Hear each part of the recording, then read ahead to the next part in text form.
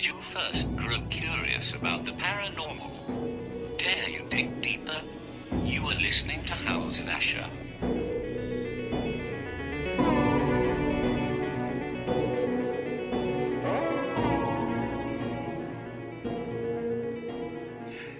And welcome everybody to the House of Asher. I am your host, Steve Asher. And this is actually episode 103. And we're kind of touching on something, it's a little different. I've touched on people who have encountered dark things. I've encountered on people who have talked to what they thought are angels. And even people who have done the rites of exorcism as part of their religious beliefs. And we're going to touch back on that, but I've never really talked to anybody who has dealt with their own personal oppression and just no other way of saying it, a possession. And as most of you guys know, I grew up through the 70s and 80s, a big monster kid, and obviously things like The Exorcist and just all the different remakes and copies and copycats of that type of film really changed my young mind and made me fearful on a lot of levels. But one of the things that I did was, again, start studying this and reading from the public library here at, George Coon Library, and start reaching out. And as I got older, started to investigate. But I never really told you guys one of my personal fears. When I was a kid, I used to have really bad nightmares about not so much me being possessed, but like my mother or my brother, and having to deal with them in a physical situation, trying to defend yourself, but not hurt these people that you love. And whatever's inside them know that you love them. So you're already at a weakened position. So you have to kind of make sort of a devil of a deal, as it were. And I was lucky enough and honored to have a gentleman's path cross mine. And you probably know this gentleman from the Dead Files, and it's a really interesting story, and we'll touch on that as well as sort of the build up to a lot of the stuff that was going on. But let me go ahead and welcome Keith Ottersberg. Welcome to the show, Keith. Hey, thanks a lot, man. Appreciate you having me on. Totally, man. And it's so strange. It's like, hey, welcome to the show, man. So tell me about this, things that were trying to obsess, to oppress you. I have to wonder, like, okay, let's say at the end of this, I want to know what's your takeaway. But obviously, I would assume this was a slow process. Can you give like a little bit of a background on kind of who you are outside of that whole issue? Because I want people to know the person behind the phenomenon or the person behind the story, if you don't mind. Okay. Yeah, no problem. Like you said, Keith Ottersberg's my name. I'm 49 years old. Been married twice, have 2 kids, grandkids. I manage an auto parts store in Beatrice, Nebraska. It's a Napa store. I've been there for 22 years now. Typical guy, like hunting, fishing, beer drinking, the whole 9 yards. Okay. That's pretty much. Yeah, you sound like just a, average Joe. And that's the thing, people, and even I get caught up if I'm not careful. Again, growing up through all the old Hammer films and all that different stuff, I kind of knew I had heard about the story, and then had seen the episode and stuff that you were on with Dead Files, and it was like it shocked me how normal you were. And that's not an insult, but it's just sometimes people don't wash as well coming through something like that. Sometimes. Yeah. And I don't want to sound like, his soul was stained, but you know what I mean? It's sometimes people don't just, walk it off. You heard the expression, you felt, hey, man, just walk it off, man. Be a guy, just walk it off. But, Yeah, I've heard that. And you can't do that. You can't just walk it off. When you go through something like what we're going to be talking about, I mean, it affects everything about you, your body, your mind, your spirit, everything. And not just you, your friends, your family, everybody. Well, and it seems, like you said, exactly that it's so nefarious that it's not even so much what you could do. I mean, if I was in a situation, God forbid, that I felt that I was oppressed or possessed by some sort of outside force, if I knew at the end of the day I could walk, or not, it ended me or whatever, but my family was okay. That's a Mm-hmm. totally different thing. But it rots everything connected to it, it would sound like. Yeah. You know? Well, let's get like a little bit of young Keith. When did some of this start happening? I mean, did you have any sort of, like sometimes in movies, I know I talk about movies a lot, but that's what I know. Okay. Sometimes there's an element or there's a moment, like in, say, was it the Amityville Horror where the fly was in the window, just one fly, and you knew, that ain't good. Was there a benchmark moment that you knew something was not going right? Yeah, but I was only 6 years old, so how do you relate and understand it at that age? All I knew was big and scary.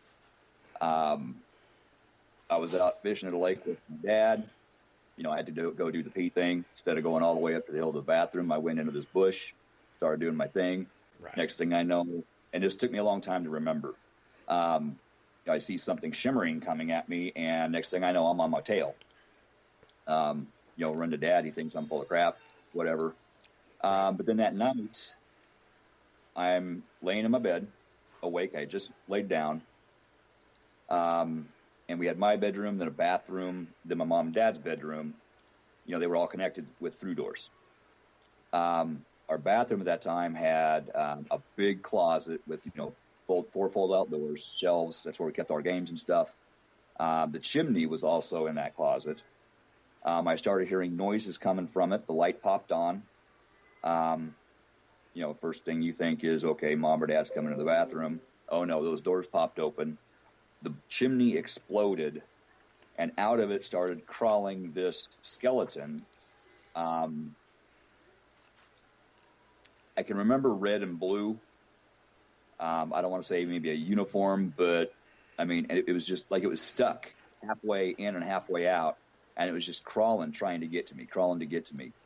And I just started screaming for mom, but then after a while I realized I wasn't making any noise.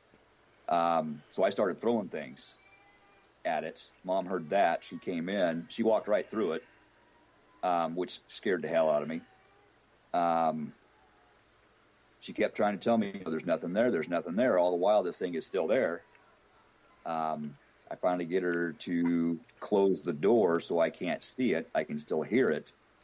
I'm scared to death of being alone in there now. And, now that I think back about it, I heard a voice that said, "You don't have to be alone." And I'm like, "I don't? Okay." And that was it. That was a deal that was made. That's all it takes. It's it seems so strange for a child to be put in that position. I was going to say one thing because I should have said it at the beginning of the show. Most of you guys may be listening to this on you may be listening to it on YouTube or iHeart or iTunes or Spotify or also maybe on Paranormal UK Radio, and so that goes all the way around the globe. And I wonder how different people kind of what they take away from the story. And those that are listening, I want to make sure to mention, please go to stevieasher.com. It's all lowercase together. Leave a comment. I want to hear what you guys think about this because me too. Having like you said, I'm kind of in the same boat, man. I was raised up here in Western Kentucky, and I'm worked in prison systems and all that kind of stuff, but I'm older now, work with special needs adults, and I'm a granddad. Just now turned. Not 8 months now, but it seems like it's gone quick. But I know just from my background and how I was raised, I have a certain worldview, I guess. I'm sure there's even some cultures. Well, I know for a fact there's certain cultures that take on sort of a. I'm trying to lose the word. Kind of like if you remember, like the whirling dervishes, and where people would kind of get themselves in such an amped up mindset where they're open to the spirits.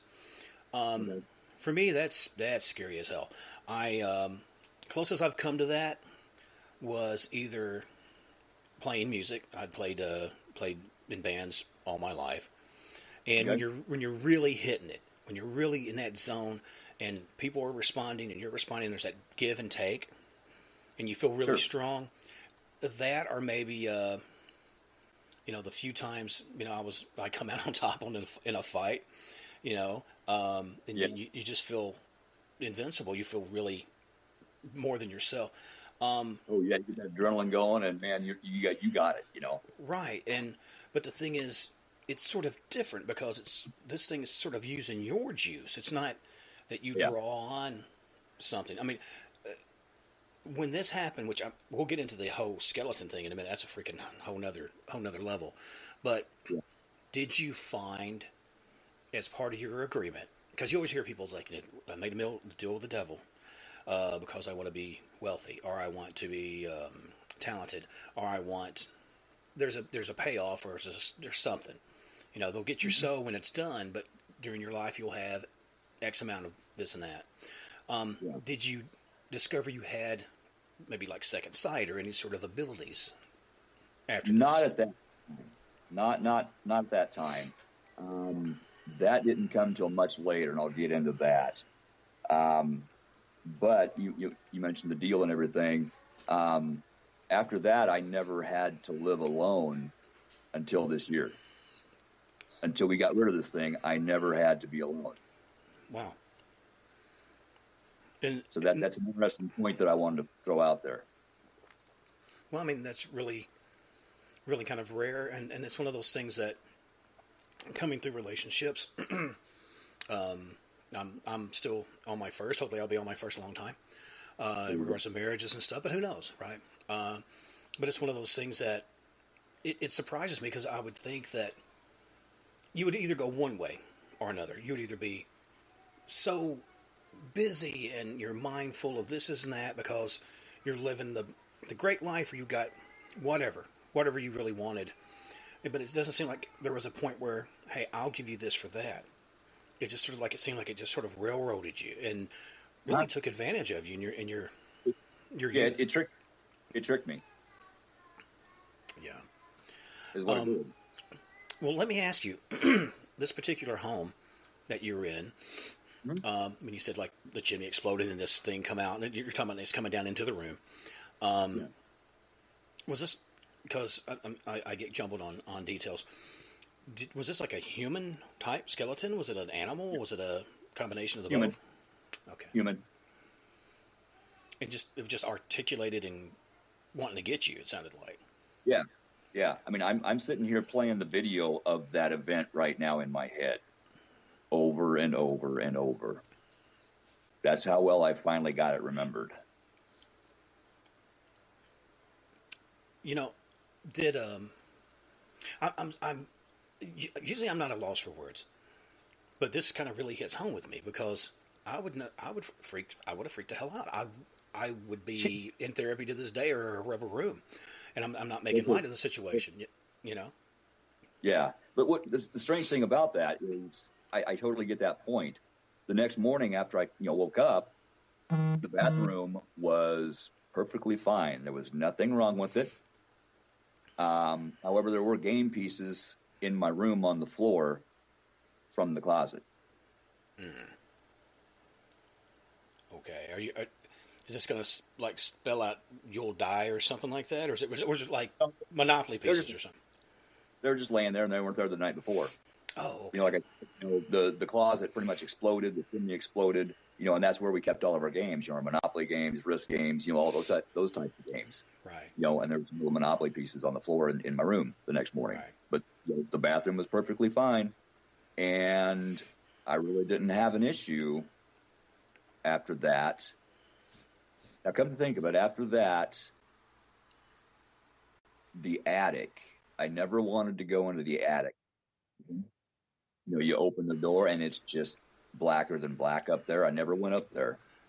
Yeah. The basement I didn't have an issue with, but the attic, I could never go into the attic. So I'm wondering if maybe there's something up there. I'm sure there was, but eventually we moved. Growing up, grade school, I was always the littlest guy. I'm only 5'6", 125 right now. But I was always the one to get picked on. High school, I was always the one to get, shut in lockers or tossed in the women's bathroom when the teachers were in there, get in trouble. Right. That's the kind of life, I was always bullied. So I'd end up, smacking kids over the head with my lunchbox, if they messed with me. And eventually they got to quit where they, stopped messing with me. But I didn't like that then. I didn't understand how I could just switch from one aspect to wanting to hurt somebody, with a snap of my fingers and that young. How do you process that? And going through high school, I couldn't really keep a girlfriend, and I went back to a couple of them in particular, and sat down and talked with them and explained this, after they watched the show. I'm like, why did we break up? And they're like, I don't know. We just did. We didn't fight, nothing. It just ended. We didn't understand it. I understand it now. This thing all through my life caused division. It caused fights with my friends, my sisters, my mom, my dad, my girlfriend, my wife, kids. It caused division to gain strength because it used the jealousy, the anger, that as power. And the more paranormal things, or the more it did that, the more power it got, the more paranormal things would happen. Your keys disappearing and ending up in the dirt floor in the basement, embedded like they've been buried there for 10 years. Kitchen chairs ending up in the basement. In my house in Beatrice, I was literally lifted up 6 to 8 inches off the floor, shoved up against the wall, and choked to the point where I almost passed out. And I've still got red marks. They're hard to see on video, but right here and right here, from that. I've been scratched. I've been burned. I've been pushed down the stairs. Here in the house that I'm in now, this is the house that was on the dead files. I got the crap beat out of me in bed by something. My dog started barking, and then I heard a thump, and she yelped and was quiet, and that's not her. I got a chow. Oh, yeah. And I start to get out of bed, and this big black huge thing just rushed up the stairs into the bedroom, jumped on me, and just started waylaying. I couldn't move. I was pressed into the mattress. I know about what do they call it, sleep paralysis. That wasn't it. I was wide awake.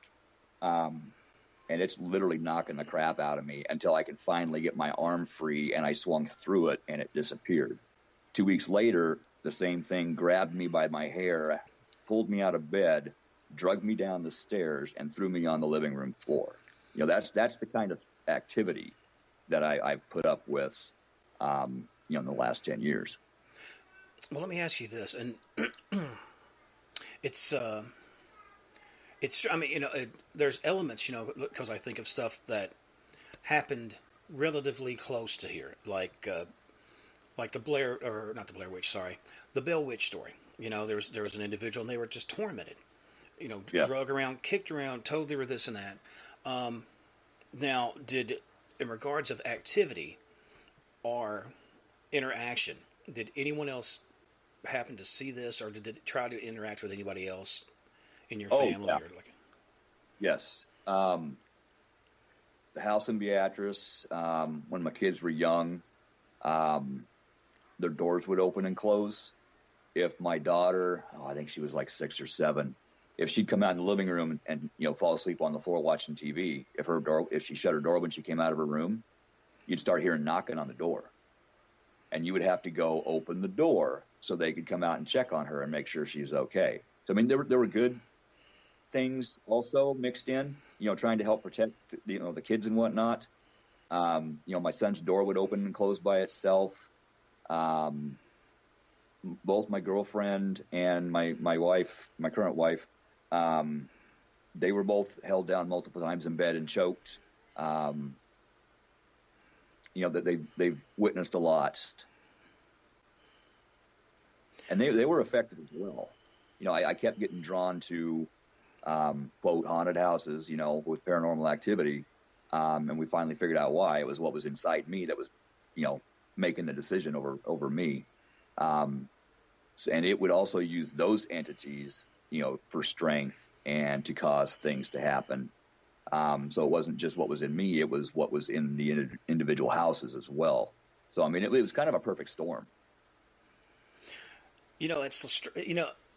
Sometimes, like you said, there's elements that seems like it was really trying to keep you pulled off by yourself, but then it seemed like sometimes it wanted to flex a little bit. I mean, more than just on you, to kind of go, hey, take a look at this.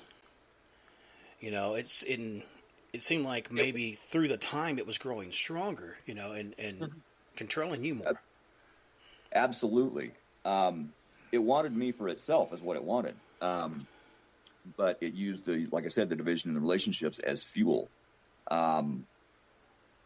And once the relationship stopped, or like when we finally moved out of Beatrice down to Wymore and everything was new and different, the activity would stop. Oh. And then it was picking back up again, little by little. Okay, my keys are missing. Where are my keys at? I used to do a lot of mechanic work in the garage. I'd leave all my tools on the floor in one place. I get them the next morning, tools are gone. They're missing for a week. All of a sudden, boom, they show back in them up on my kitchen table. Stuff like that. Hearing voices. You think your wife's talking to you, and you answer. You almost, you kind of have a quick conversation, and then she calls you on the phone from the grocery store asking you what you want for supper. She's not even at home. I could go on and on and on about different types of activity, that we've all encountered. But it all boils down to the fact that this thing wanted me pretty much for itself. But yet it kept the deal going where I didn't have to live alone. And after, we started having the paranormal teams come in and investigate to try to figure out what was going on and how to stop it.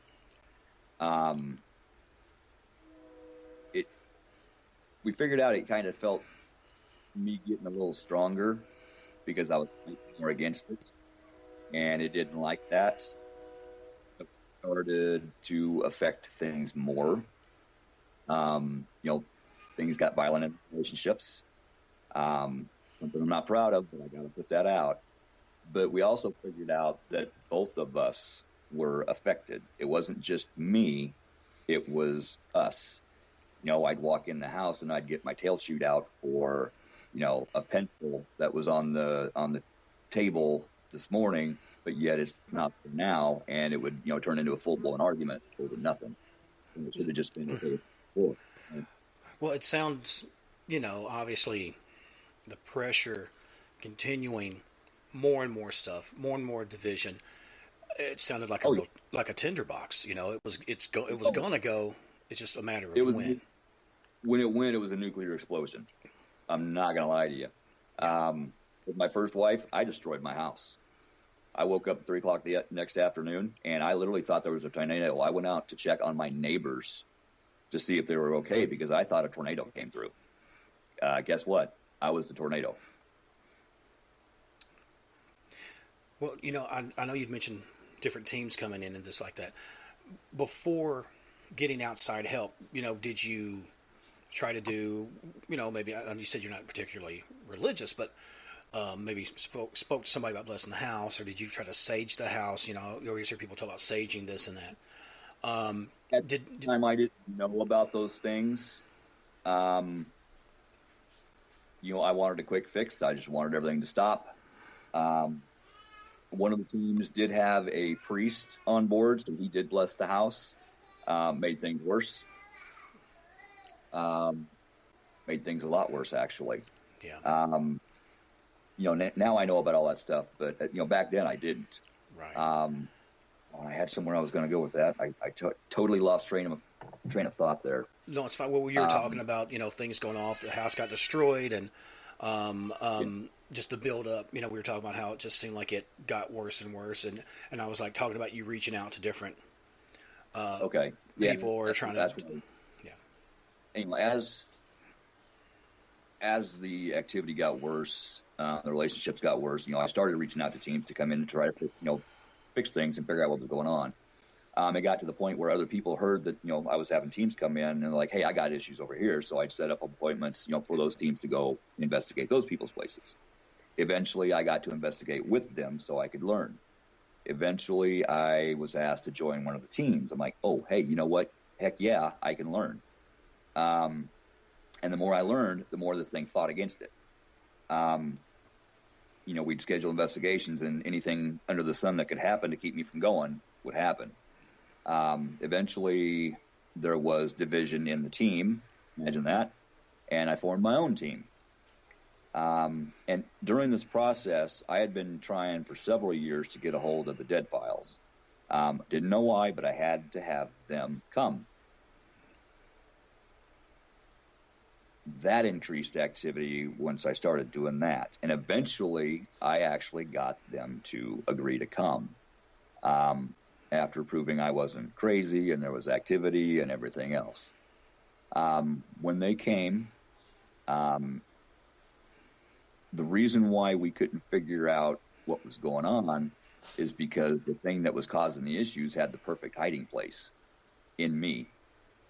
And when the teams would come in, it would just kind of let go, and I'd be me. Nobody could see it. Amy saw it. And she knew exactly who to call. She called a group called Spirit Mechanics. They're in Lexington, Kentucky, and some surrounding areas. Right. Actually, there's some in Germany. Anyway, she had them come up. They came up from Kentucky to my house. And they took care of everything. I have had absolutely no activity in this house. And my paranormal team actually got to help that night and, learn from them.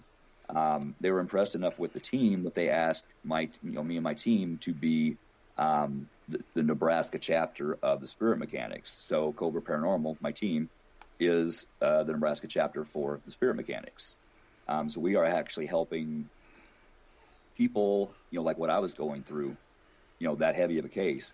We're helping them, get rid of their issues and, hopefully get back to a normal life before, their relationships are ruined.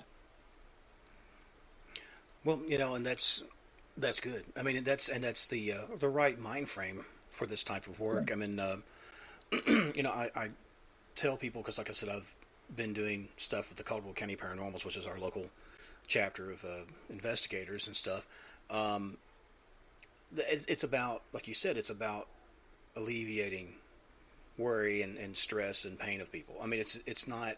I don't want to act like I'm not trying to be as high-minded like it's a ministry of sorts, but I guess in a way. I mean, if you care about people and your end thing is to make sure that these people can sleep in their rooms, the kids aren't huddled up and in the living room, everybody scared to go to the rooms, that's a devastating way to live. And absolutely. Right. Which, I mean, I won't get too deep in it, but sometimes people are like, oh, this is a good photo op, or this is a great way to we get that new series or my new book's coming out. And I say that being a writer myself, but you don't necessarily want to pimp out a person's misery. Right. And I'm actually writing a book myself about my life, but it's to try to help people understand what they're going through, why, and how to fix it before, like I said, before it's too late. I want to help families and kids and parents and brothers and sisters and uncles and cousins and friends. It's so funny too, because it's like you always hear the, pea soup spitting whatever, the guy coming in, I'll cast you out and blah blah and all that. And I'm sure there's elements of that, but it usually doesn't come from, this is what I felt, this is how helpless I felt. I tried this and that, and because you probably may have done stuff that only made it more peed off and didn't help at all. Yep, absolutely. You try to fight against it and it gets ticked. And as I was learning about the paranormal, about how to take care of issues, it started getting scared because it knew I was getting stronger, and eventually I would hit a point to where I'd be able to get rid of it. and it didn't like that. So it started doing things to essentially try to take me out, and then it was just going to find a new host. In fact, Amy even said on the show, she sees a murder-suicide in the future if we don't get things taken care of. Once we got all this taken care of is where you mentioned gifts earlier, that once I got rid of this thing, I kind of gained something and I lost something. I gained some gifts, but I also lost memories. Once this thing got taken out of me, half my life was gone. Half the stuff I learned in school. I used to be really super good on the saxophone. I still got one. Now I can play Mary Had a Little Lamb, and that's about it. So I've got to reteach myself things. My handwriting was different. My voice is different. My eye color is different. My face is different. My mannerisms are different. Having this thing in me from the year, 6 years old till I was 49, I didn't even know who I was at that time. I've had to relearn who I am. Well, it sounds like, yeah, I was just going to say, I mean, in a way, you were almost like a conjoined twin. You have to learn how to do without, even if that is a twin that's trying to kill you. But I'm sure you probably never missed the entity. But what I'm saying is the way it was, the relative, I'm going to say ease of it, but losing everything and then going back kind of to square one and relearning that had to be just traumatic. Well, and that's it. I did lose everything. My wife moved out. I lost a lot. And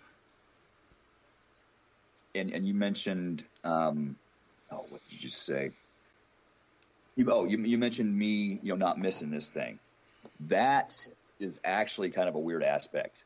When you're influenced by the paranormal for so long, your mind gets used to the energies, your body gets used to the energies. It's just like taking a cocaine addict and taking his cocaine away from him cold turkey. You crave it. You want it back. Even though you don't want it back, your subconscious, your mind, it's like, okay, this is different. I don't like this. We got to get back to quote normal.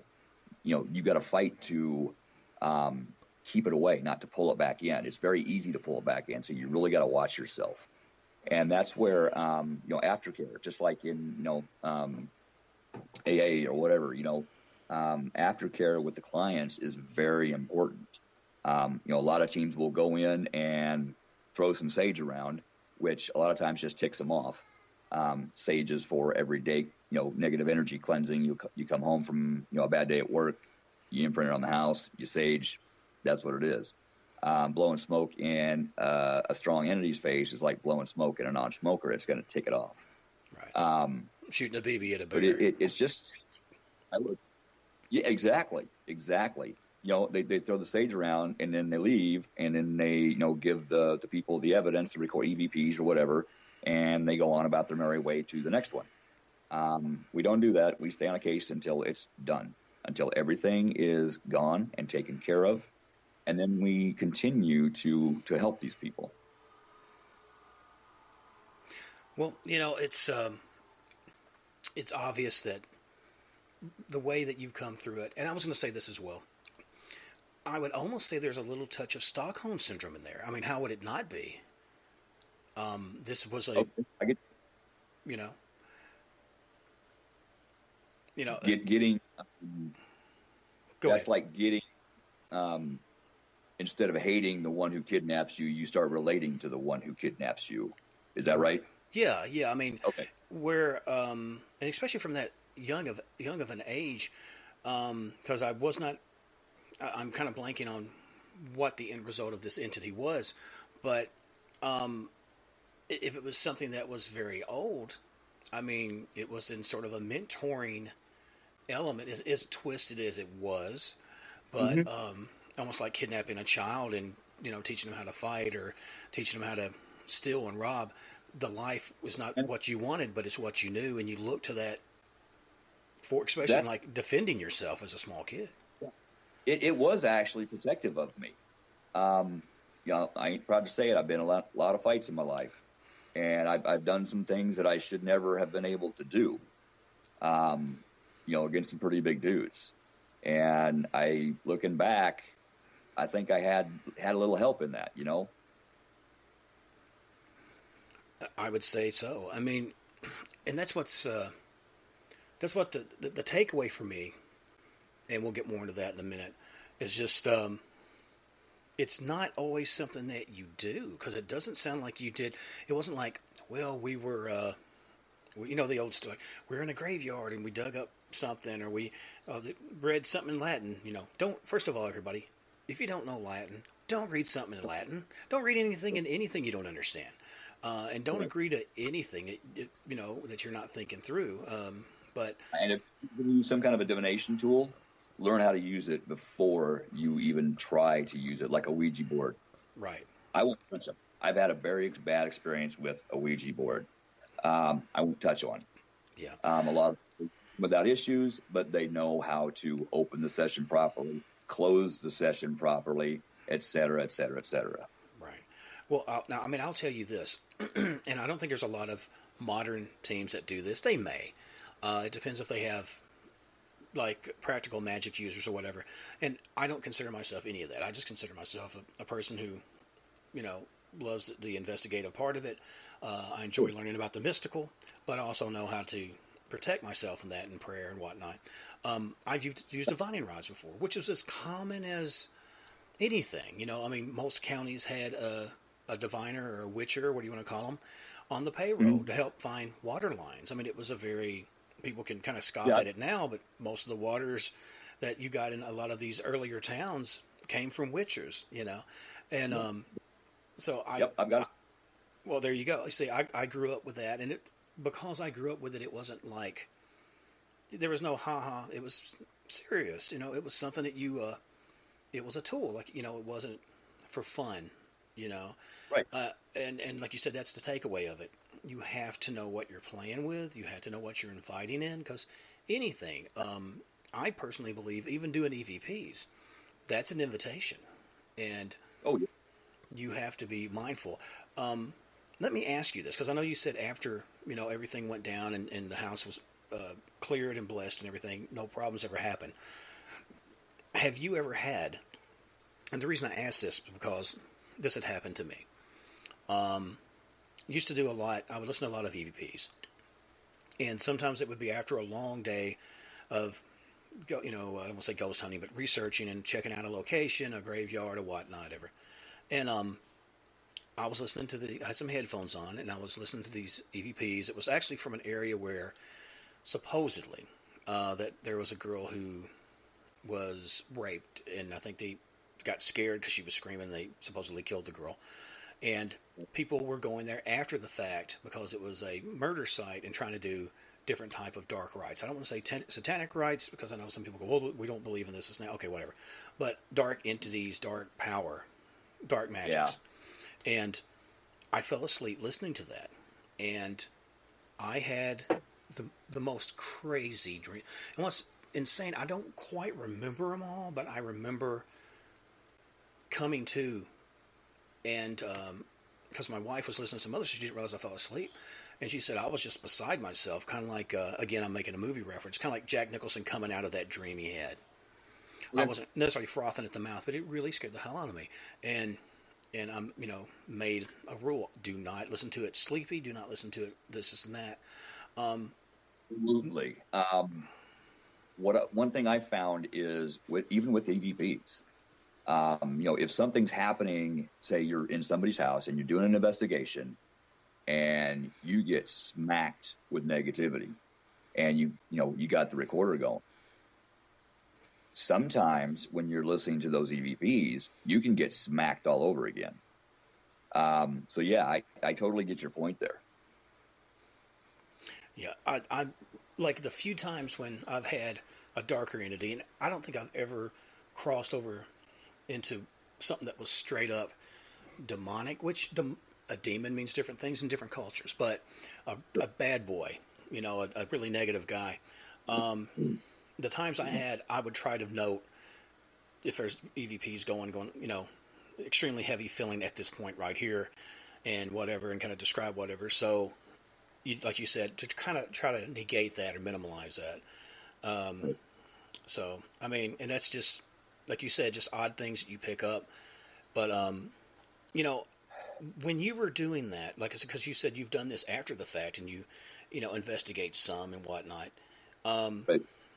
How many people, all right, I have two questions. The first one is, how many people that have come across this and had different sort of paranormal activity do you feel actually are being obsessed or possessed on some level?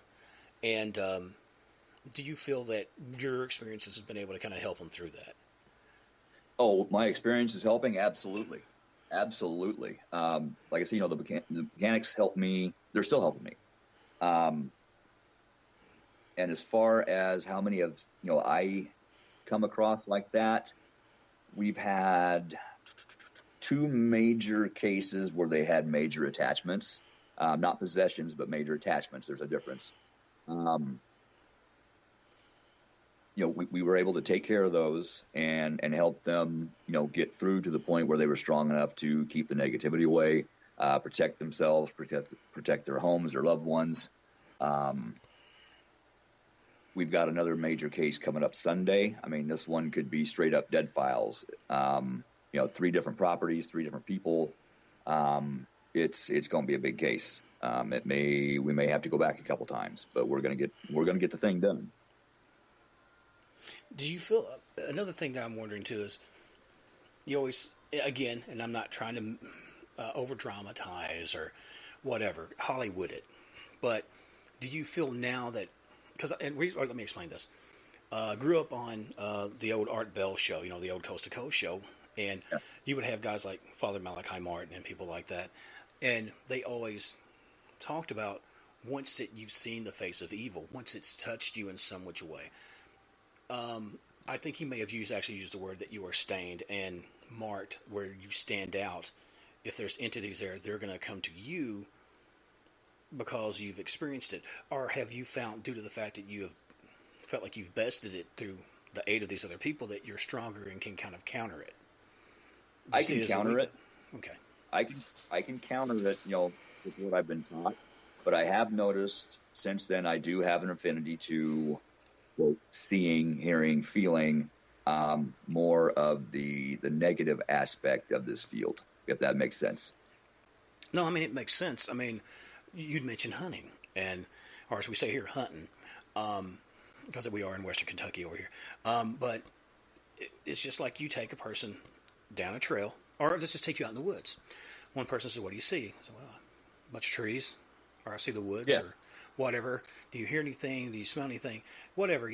Their senses are kind of to a simplified region. Someone who's a hunter goes, okay, you can see how there's a certain beaded path. You can see where they've rutted on trees. You ever seen like some comedies? A guy walks in, it's like there's urine, it's like, or scat, and he like tastes it, like, yeah, it's a bear. He's been here like 10 minutes ago.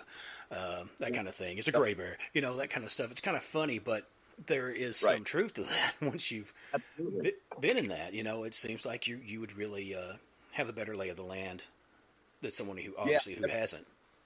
Just like what you're touching on here, in your physical form, everybody sees differently, hears differently, smells differently, feels differently. It's the same with the paranormal. I could walk into a room with 5 other mediums, and one of them that likes my energy might come talk to me. It might not show itself to the rest of them.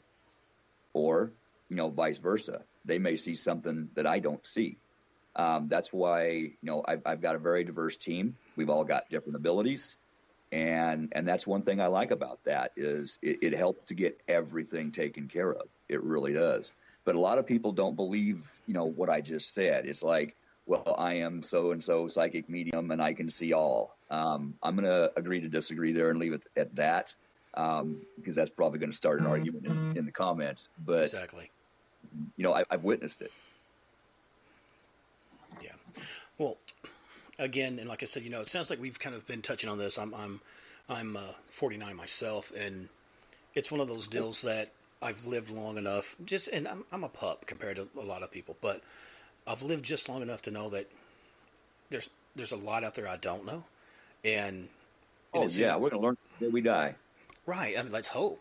Who wants to just think they know everything and never grow beyond that? That sounds really, really like a bad way to go. But I think the fact that you're open, there's two schools of thought. Some people's like, well, if you're too open, what's the old saying? Keep an open mind, but not to the point your brains fall out of your head. That old adage. I don't know. I think knowledge is knowledge, and it's what you do with it. But you obviously have to kind of protect yourself, because there's a lot of really heavy duty stuff out there, really ancient stuff. Not not even into the demonic world. Into all kinds of different regions of creatures. Absolutely. I have seen things, in the last year that would send people running, screaming. There's a lot more out there than anybody would probably believe. Well, the thing that, at least, and I'm sorry to get off on things I believe. I apologize. But, I think that there's probably more truth to all those wives' tales about, fae and imps and fairies and whatnot. And, the old stories, those guys they weren't playing. They weren't Tinkerbell. They were pretty mean, violent, dark, bloodthirsty little critters.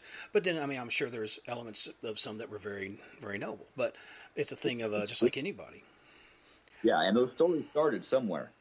Those stories started for some reason. Right. You got to keep that in mind. And you mentioned imp.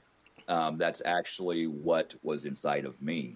And for those of you that don't know what that is, think of like Dobby off of Harry Potter, only supersize it.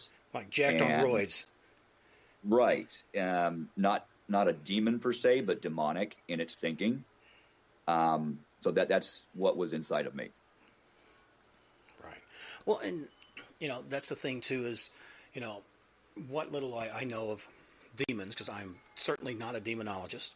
I'm sure there's people that have studied it.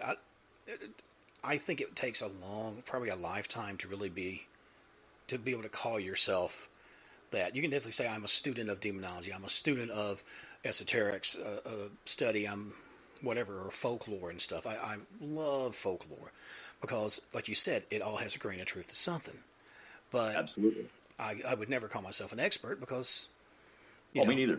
Come back, 4 or 5 lives. If you believe in reincarnation, maybe you might have a little bit of a grip on it if you can keep all that information in your head. But, it's funny because, like you said, I've seen some very well thought out, like the Dead Files is one, shows and stuff, and then you also see people who really kind of P.T. Barnum it and overhype it, and it's overly just so Hollywood. Just like okay, I know, and you're getting ready to go into the doom and the music and the boom, and it goes into commercial, and then it goes, and it's like you see it coming. It's so formulated, but when you have people that obviously seem like they care, that was one of the things about Amy, because she seems like she really gets it, that she really feels it. Let me tell you what, Amy and Steve, 100% real people. They care about their clients. They probably saved my life. And granted, the show has to, keep the audience, it has to keep the interest. I understand that. But yeah, Amy and Steve are absolutely 100% real people, as are the producers, that I met. They're doing this because they care about people and because they actually want to help people. Well, and some of these shows do like the teams do. They go into somebody's house and instigate a bunch of crap and then leave. Right. And the homeowner is stuck there with this paranormal activity all hyped up, going, okay, oh crap, I thought they were going to help. What are we doing? Yeah. See, I've had, how do I say this? There's different local teams here, which for the most part, I'm like, hey man, what do you do? How do you do? Oh, that's interesting. That's cool. It's, especially if I have a little different vibe about it. Cool. Okay, you guys are a little bit more tech savvy and using, the pods and all that stuff. It's great. Okay, you guys are using scrying mirrors, a little bit more mystical, groovy. It's, I'm like I told you before I ever did the show, I'm extremely back. As long as you're not stomping on somebody else's or beliefs or whatever, or instigating, like you said, or setting up fake data and stuff like that. No, absolutely not. Yeah. I'm dead set against that. Yeah, but that's the thing is that a lot of times, like you said, is especially on shows, it's a ratings game. But and it's not. I used to joke and said I would like to do almost like if this is Spinal Tap, but for ghost hunters, and be like, the episode, where whatever you waited 25 minutes for Barry, the one guy with the cables for the cameras to show up, or whatever, the episode where nothing happened, or whatever, Right. or somebody went behind a tree and wiped their hind end with freaking poison ivy. The stupid stuff that sometimes does happen, but because a lot of times you go to a place doesn't mean it's necessarily going to be haunted, especially if it's sort of a code investigation. You don't know much about it. And we prefer going in, if we're doing a cleansing, we want, background information naturally. But, some clients want cleansings, want everything to be gone. Some people just want, an investigation, to see if we can catch evidence. That's, in those cases, we walk in there and it's like, okay, let's see what's here and let's regroup, have a discussion. That way we know what to set up, where to set it up at, and then we can get the best evidence for them. Have you ever ran across this? And I know we're kind of talking shop, but have you ever been somewhere? And don't get me wrong, my studio has like, Kolchak the Night Stalker and like Trilogy of Terror with that little creepy, little African creepy doll, and all kinds of different stuff from different horror movies and this and that and whatnot. And Vincent Price pictures and stuff on the wall.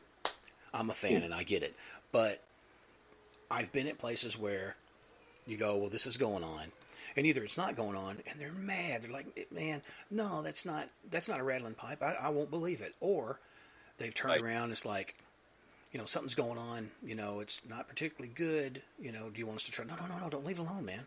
No, we like that. And it's, almost like they're slightly obsessed already with it. Yeah, I have. We've had cases where, we figured out that the slamming door is from somewhere in the rest of the house, somebody shutting another door, it created a vacuum and it would pull the door shut. Right, like a cross almost. Oh, yeah. Yeah. Yeah. Lights flickering. Okay. They got demons. No, you got a faulty light switch. Let's fix it. Right. Check your fuses. 10 minutes later, the lights don't flicker anymore. So that is a real thing. And there are people who think it's nifty and think it's cool, but if what is there is not good, we stress that fact and keep working with them until they understand that. Sometimes it's just their guides, which is a good thing, and we don't make those go away. We say, okay, we get what you're doing. We're going to leave you alone. Keep helping them. We're good. Well, we discussed takeaway, and we discussed you've been down this extremely freaky, sometimes violent, sometimes demoralizing, at least initially, and which it seems you don't seem timid about it. You definitely seem empowered now. I want to ask you a question. Maybe you've never asked this, or if it is derivative, I apologize, but not necessarily did you feel that it was a good thing that it happened, but did you? Well, I mean, maybe to a point. Do you feel it was a good thing? Do you feel like your suffering in some which way empowered you to do that, to help people? I'm not suffering now. I'm actually really good at where I'm at in my life, and I've looked back. I went back to when I was 6 years old. Once I finally started getting my memories back, and I worked through issues that I've had growing up and being married and having girlfriends. And I went and talked to those people and said, okay, this is what was going on. And we sat down, and before I did that, I pulled myself out of as a third person, replayed that argument or that fight or whatever it was. And I figured out why it happened. And I had attached an emotion to that memory. Once I figured out why it happened, and either they messed up or I messed up or we messed up or whatever, once I figured out the reason, I could remove that emotion from that memory and throw it away. Now I can remember it and the emotion doesn't hit me. It's, I did that up till today. And I've realized that if I didn't go through everything that I went through, I wouldn't be able to help others today. And that's why I'm supposed to be here. That's why I'm here, is to help others to heal. Well, do you feel beyond just, I guess you heard of people talk about muscle memory, right? You may be 25, 30 years older than you were whenever things have happened. But some people can kind of generally go back into an activity or a something, or at least explain and show someone how, kind of like learn, they say you never quite forget how to ride a bike. Do you feel that we as people and spiritual beings and flesh has a spirit memory? I mean, do you think that once our, if you want to call it a soul or your being or whatever has went through certain trials, that you have that kind of flex to kind of push back even now? Yeah, I can see that. A lot of people say, that believe in reincarnation. When you die and then you are put back into a, quote, newborn baby's body, you are still the same soul, but all of a sudden you kind of give yourself amnesia. Sometimes it doesn't always stick. That's why, some kids are born with birthmarks, and they can tell you how they died in a past life and what their name was in a past life. And then you go and do the research, and sure enough, that person was shot in the Civil War on such and such a day, and there's no way that kid could have known that. If you think about those kind of things, it can actually kind of blow your mind. I mean, it's just limitless. I'll say this, and this is just my personal belief, if you want to hear it. I think the more you sort of mystify certain creatures and certain whatevers, you kind of give them extra juice, like, ooh, they get this big rep, and you're already in sort of a submissive pose to these things. I'm not saying just go out and necessarily try to run across the astral realm or whatever.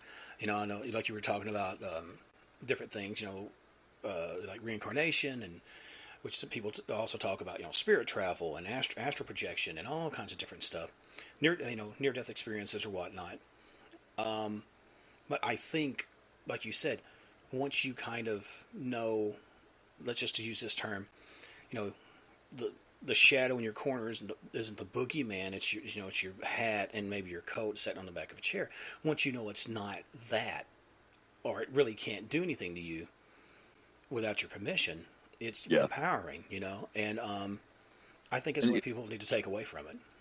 Yeah, and the more fear you show something, the more you empower it. The more you stand your ground, the less normally, the less power it has over you. Right. No, I would agree. Well, Keith, man, thank you for being on, and I definitely want to get you back on when you get your book going. And okay. If you want, man, I'm gonna do a quick outro, and I'm gonna talk to you in just 1 second off air. Sounds good. All right, buddy.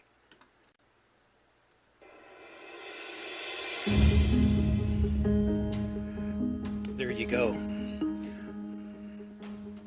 Dead Files Keith Ottersberg, survivor of the mystical and paranormal. Please make sure to go check out House of Asher on YouTube, also stevieasher.com, Paranormal UK Radio. But go out and enjoy the rest of that beautiful day, the sun. But as the sun settles and the shadows grow long, make sure to check under your bed, in your closet, because you never know what's there. Until next time, my friends, I wish you all a great night. Take care.